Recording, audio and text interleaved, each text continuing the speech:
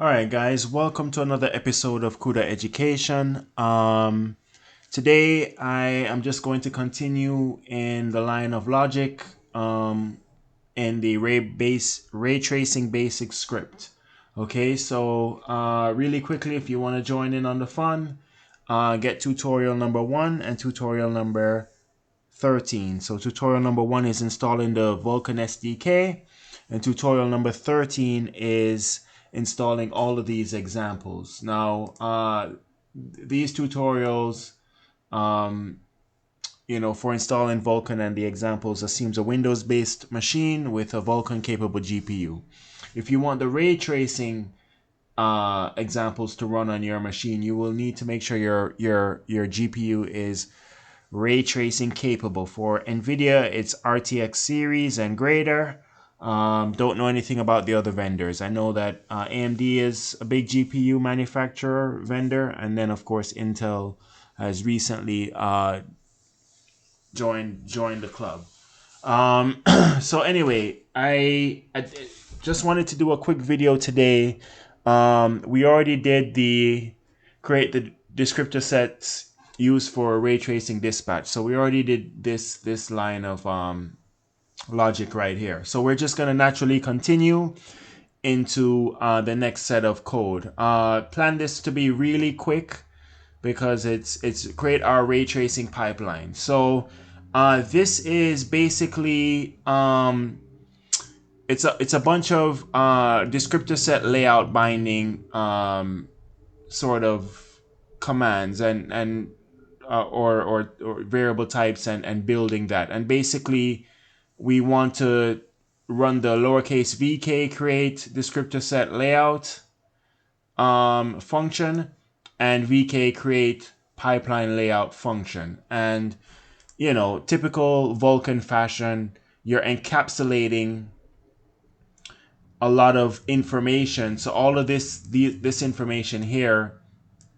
into these variables which are used in the VK functions, right? So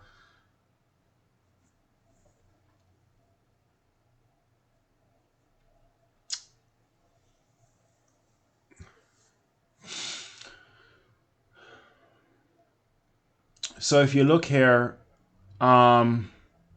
these guys have all this information in each one of them. It gets pushed into bindings, and then bindings goes into here, right, into this variable, and then this variable is used in the VK create descriptor set layout, right?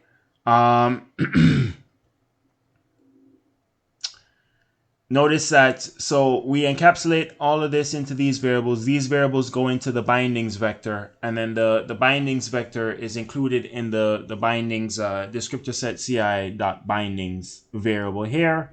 This gets pushed into the call for VK create descriptor set layout right here. And then notice that the result of this variable, VK create descriptor set layout, is this. This is a handle for the result of this operation, right? So we have this operation here, this function call here. This is a really important call in Vulkan. Anything with lower VK, we know that it's an important function. And the handle for the result of this, so of course we do a VK check result to make sure that it doesn't crash. But the handle for this is descriptor set layout. And then descriptor set layout is used in the VK create pipeline layout. So notice that we have a pipeline layout CI here, and then the descriptor set layout variable is again used in this, and then this gets pushed into the VK create pipeline layout. Another Vulkan API important function, and we encapsulate it into this.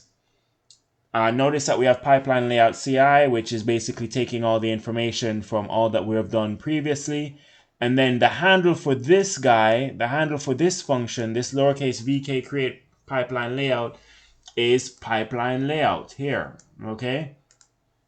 So that's all it is, guys. It's just it's almost like musical chairs. You're just you're implicitly, or you're encapsulating information into information into information, and you're putting them into these variables which are which are used in this VK create descriptor set layout and VK create pipeline layout functions. While we're on the topic, let's just see what this pipeline layout variable here.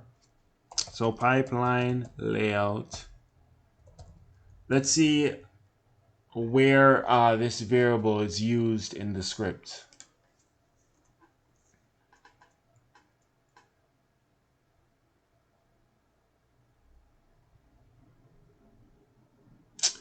Okay, so it's used create ray tracing pipeline. Okay, it's used there. And that's part of the VK create ray tracing pipeline KHR function. Okay, so it's used there.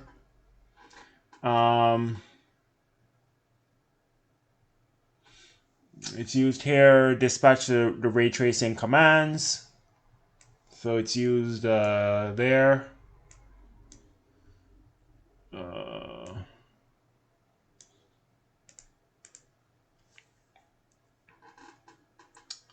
Okay, we initialize the variable there. We destroy the pipeline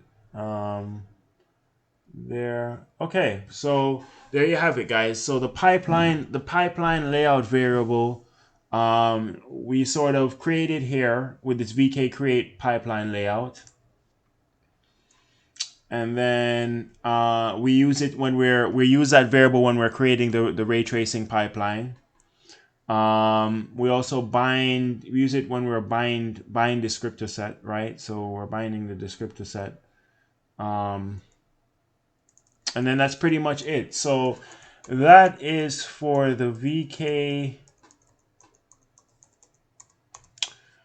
That's for the VK create pipeline layout, and well, that's for the pipeline layout variable. Now let's see if this descriptor set layout variable is used anywhere else, just so we have an understanding. So we initialize a variable, we destroy the variable.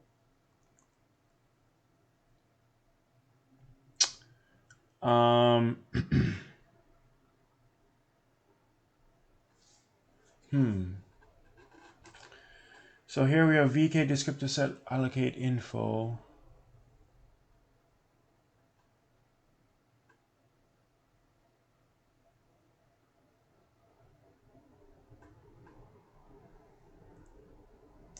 So this is 553. Hold on.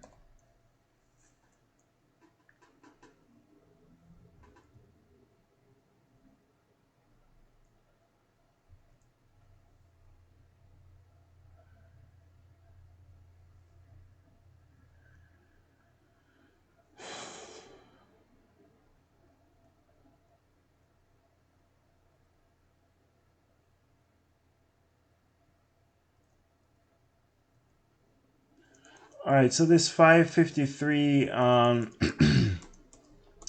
line 1 is something we'll have to look into this. VK descriptor set.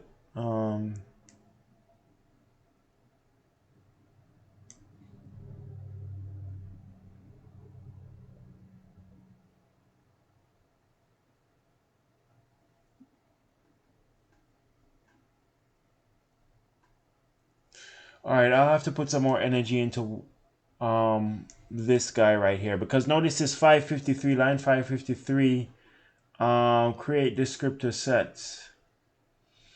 I'm assuming you create the descriptor set before we get into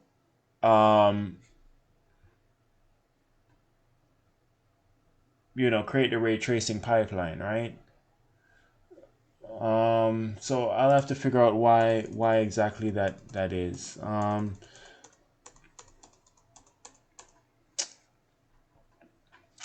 Yeah, let us just real quick, I'll just drop this into Google and figure out what the official word on this function is. Right. So this is VK create descriptor set layout, create a new descriptor set function layout, right? Pretty straightforward. And then I'm assuming this is the same guy here. Creates a new VK create pipeline layout. Creates a new pipeline layout object. Okay, so that's pretty straightforward. I do remember in my descriptor set video, I have a whole video, whiteboard video talking about descriptor sets. I do remember saying that the descriptor set layout is like the most important uh, part of the descriptor set discussion. So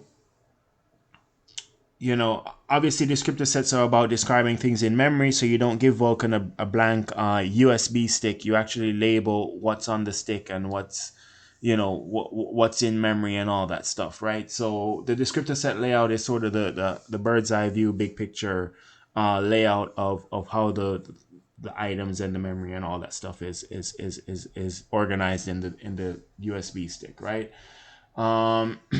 So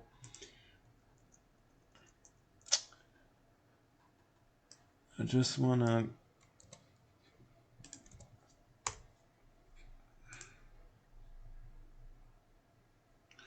Okay, so the official word for VK descriptor set allocate info structure specifying the allocation parameters for descriptor sets. Maybe at some point I'll come back to this, but I do notice that this is used here. Um,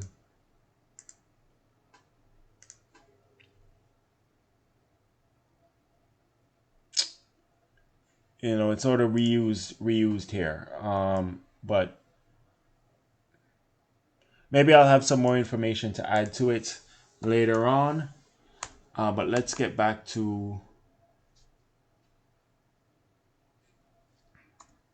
let's get back to the task at hand. Okay, so right, so create our ray tracing pipeline. All right, so the next thing that notice another important feature of this is that notice that the bindings, okay? So the bindings, we have binding 0, which is the acceleration structure, binding 1, which is the storage image, result image layout binding is really the storage image stuff, right? This guy here, right? It's the storage image stuff, and then binding 2 is the uniform buffer, which I believe is for the camera system, right? But yeah. So right, binding 0, binding 1, and binding 2. Okay, so this is really, really important. And notice for each one of them, the descriptor count is 1. So descriptor count in binding 1 is 1, descriptor count in binding 2 is 1, descriptor count in binding 0 is 1. Notice that the descriptor type is different for each. So we have VK descriptor type acceleration structure KHR, VK descriptor type storage image, and VK descriptor type uniform buffer. Okay. Um, Notice that their stage flags are all the same. So we have different bindings for each, which makes sense. We have different descriptor type for each, which makes sense. Descriptor count is 1, which makes sense. And then the stage flags. Yeah, the stages. This is something that I'm actively researching for my next video because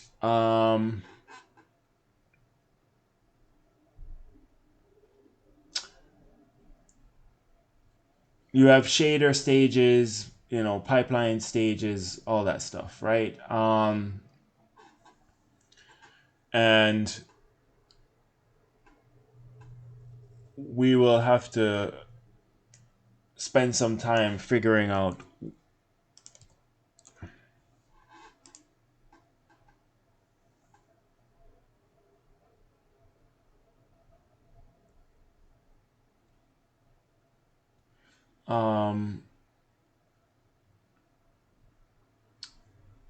what those are.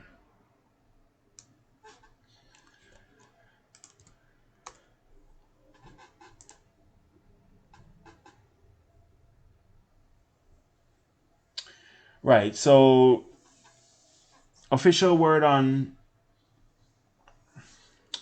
this guy, stage flags, VK shader, Raygen.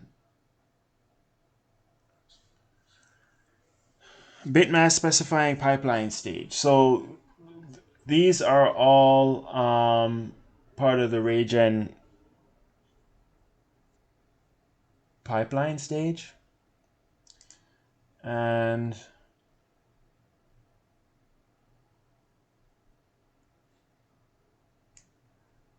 that's about it for that.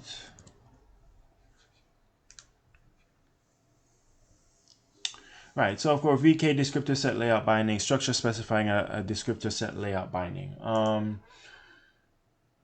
So that makes sense there.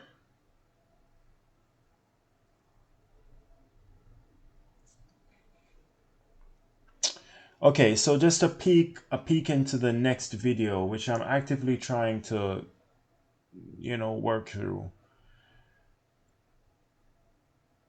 Set up ray tracing shader groups, right? So we have this vector of shader stages.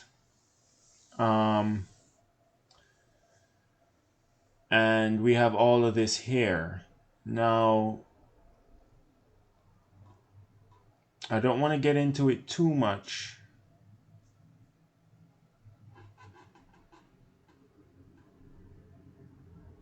But what I'm trying to really figure out is these spare V files, which are it's the Kronos group's like proprietary driver language, driver code, driver interface, however you want to call it. And there's special you have to get an extension in Visual Studio Code to see it. You could also see it online if you do SPIR-V, SPIR-V viewer. If you Google it, Kronos Group has a web-based thing where you could drop in the file and you could see the actual code. But this is all part of the shader group and pipeline stages stuff.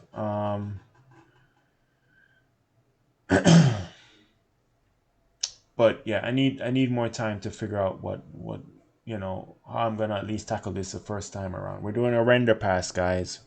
We're doing a render pass, so this is our first pass. Okay. As we learn more and we get our hands dirty into a lot of this stuff, we will revisit. But yeah. So this is creating the ray tracing pipeline, and that's pretty much it for this video. I will get into the other stuff later.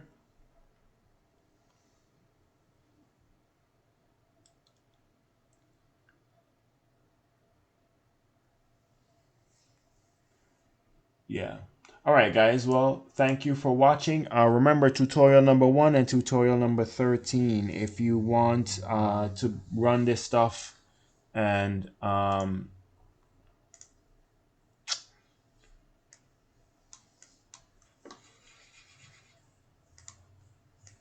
get this stuff on your machine, right? So this is a ray traced triangle, okay? Ray traced triangle.